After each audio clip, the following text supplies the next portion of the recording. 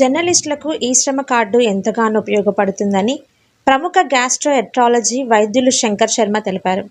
Collector కార్యాలయంలోని సమాచార భవనంలో working జర్నలిస్టులకు డాక్టర్ శంకర్ శర్మ ఆధ్వర్యంలో ఈ శ్రమ కార్డులు పంపిణీ చేశారు.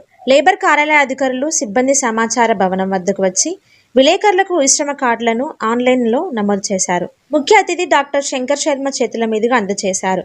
ఈ సందర్భంగా డాక్టర్ శంకర్ శర్మ మాట్లాడుతూ జర్నలిస్టుల విధి నిర్వహణలో ఎలాంటి రక్షణ లేకుండా ఉంటారని, అలాంటి వారికి ఈ శ్రమ కార్డులు ఎంతగానో ఉపయోగపడుతుందన్నారు. విలేకరులకు వార్తల విషయంలో దౌర్జన్యకారులతో, గూండాలతో ప్రాణాపాయ పరిస్థితులు ఉంటాయన్నారు. ప్రతి ఒక్కరూ రాజ్యాంగం కల్పించిన వారి హక్కుల గురించి తెలుసుకోవాలని డాక్టర్ శంకర్ శర్మ కోరారు. కేంద్ర రాష్ట్ర ప్రభుత్వాలు విలేకరులకు ఎలాంటి సదుపాయాలు ఇస్తున్నారో తెలుసుకోవాలని సూచించారు. అందులో భాగంగానే ఈ శ్రమ కార్డులు పంపిణీ చేశామని, ఈ కార్డు ద్వారా జర్నలిస్టులకు ఏదైనా ప్రమాదం జరిగినప్పుడు వారి కుటుంబ సభ్యులకు నష్టపరిహారం వస్తుందన్నారు. ఈ కార్యక్రమంలో అసిస్టెంట్ లేబర్ ఆఫీసర్లు శ్రీలక్ష్మి, కేశన్న, రాంప్రసాద్, విలేకరులు రామస్వామి, చెన్నయ్య, సురేష్, రాజు, సంధ్యప్రసాద్ తదితరులు పాల్గొన్నారు. స్థానిక డిపిఆర్ఓ ఆఫీసులో మన ముగ్గురు లేబర్ కమిషనర్సు, మన రామస్వామి జర్నలిస్టుల ఆధ్వర్యంలో ఇక్కడ ఈ శ్రమ కార్డు డిస్ట్రిబ్యూట్ చేయడం జరిగింది జర్నలిస్టులకు. ఇది మ్యాక్సిమం అన్ఆర్గనైజ్డ్ సెక్టార్లో ఉండే వాళ్లకు ఈ కార్డు చాలా ఉపయోగపడుతుంది.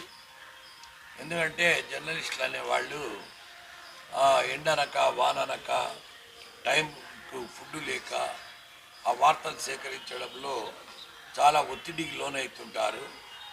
వాళ్లకు ఏదైనా ఒక ముఖ్యంగా ఇన్వెస్టిగేటివ్ జర్నలిస్ట్ అంటారు, విజిల్ బ్లోయర్స్ అంటారు, వాళ్లకు ప్రాణాపాయ పరిస్థితి కూడా ఉంటుంది. రౌడీల నుంచి, దుర్మార్గుల నుంచి, గూండాల నుంచి, కరప్ట్ పీపుల్ నుంచి.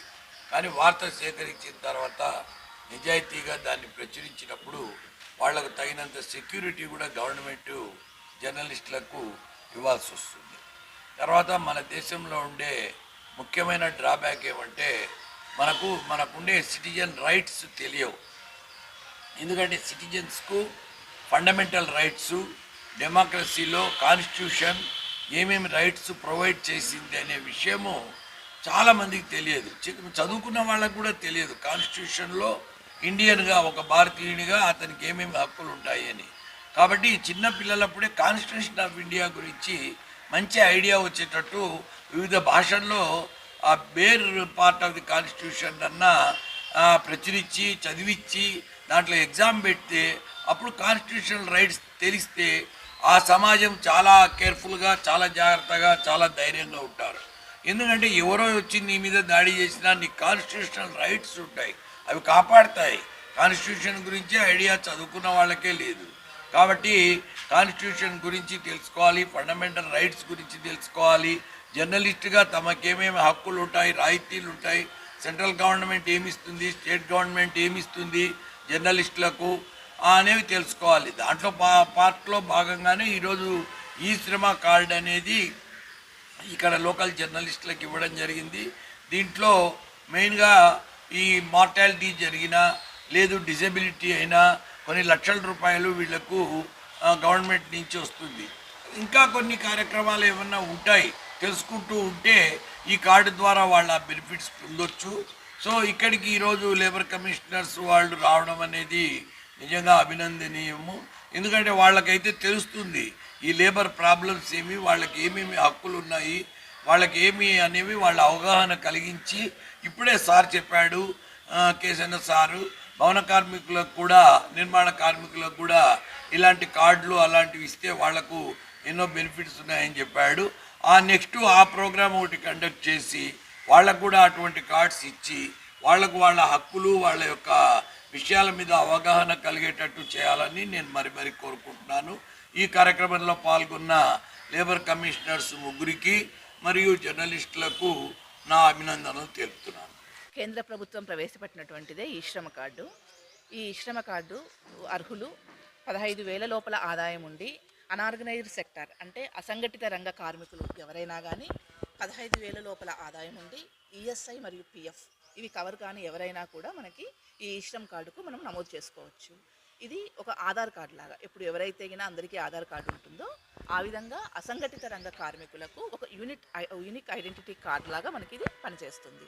సో ఫర్దర్ ఎప్పుడైనా సెంట్రల్ గవర్నమెంట్ స్కీమ్స్ ప్రవేశపెట్టినప్పుడు వాటిని ఇంప్లిమెంట్ చేయడానికి ప్రజెంట్ అయితే ఇది యాక్సిడెంటల్ ఇన్సూరెన్స్ కోసం పనిచేస్తుంది. ప్రమాదవశాత్తు ఏమైనా జరిగి కార్మికుడు మరణించినట్లయితే అతనికి 2 లక్షల రూపాయలు ఎక్స్‌గ్రేషియా లభిస్తుంది. దాంతోపాటు పర్మనెంట్ డిసెబిలిటీ వచ్చిందనుకోండి, దానికి కూడా 1,00,000 రూపాయలు మనకి ఎక్స్‌గ్రేషియా వస్తుంది.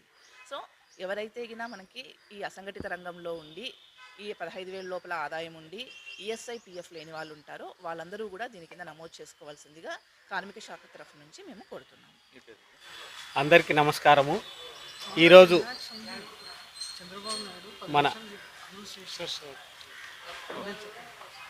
ఈరోజు మన రామస్వామి ఆధ్వర్యంలో ఏర్పాటు చేసినటువంటి సభకు విచ్చేసిన పాత్రికేయ మిత్రులకు మరియు ఇతర సభ్యులకు అందరికీ నా యొక్క నమస్సుమాంజలు. పాత్రికేయ మిత్రులకు ముఖ్యంగా ఈ శ్రమ్ కార్డు చాలా అవసరమైనది. ఎందుకంటే వాళ్ళు వార్తా సేకరణ నిమిత్తము రకరకాలుగా టెన్షన్స్తో బయట తిరుగుతూ ఉంటారు. వాళ్ళకు యాక్సిడెంట్లు జరిగే ప్రమాదం ఎక్కువగా ఉంటుంది. కాబట్టి ఈ శ్రమ్ కార్డు పొందితే అంటే ఈ Shram card free of cost సొంతంగా సెల్ ఫోన్ ద్వారా వాళ్ళ మొబైల్కు 2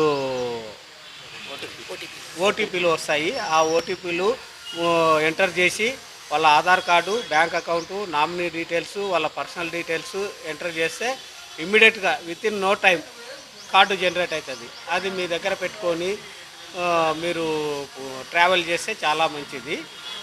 మరియు ఈ శ్రమ్ కార్డు చేయడానికి ఎక్కడెక్కడ ఉంటాయి, సొంతంగా అయినా చేసుకోవచ్చును మీ మొబైల్లో, లేదు కామన్ సర్వీస్ సెంటర్ ద్వారా అయినా చేసుకోవచ్చు. కార్మిక శాఖ కర్నూలు వారిని సంప్రదించినా కానీ మేము ఇమీడియట్గా చేయించి ఇస్తాము. దీనికి అర్హుల ఎవరు అంటే నెలకు 15,000 రూపాయల జీతము, ఈఎస్ఐ, పిఎఫ్ సౌకర్యం లేని వాళ్ళు, ఇన్కమ్ ట్యాక్స్ పరిధిలోకి రాని వాళ్ళు అందరూ, రోజువారీ కూలీలు, దోబీలు, ఇండ్లలో పనిచేసే వాళ్ళు, కార్మికులు, రిక్షా కార్మికులు, వ్యవసాయ కూలీలు, అన్ని రకాల కార్మిక వర్గాలు దీంట్లోకి వస్తాయి. కాబట్టి ఈ కార్డును పొంది ప్రభుత్వం ఇచ్చే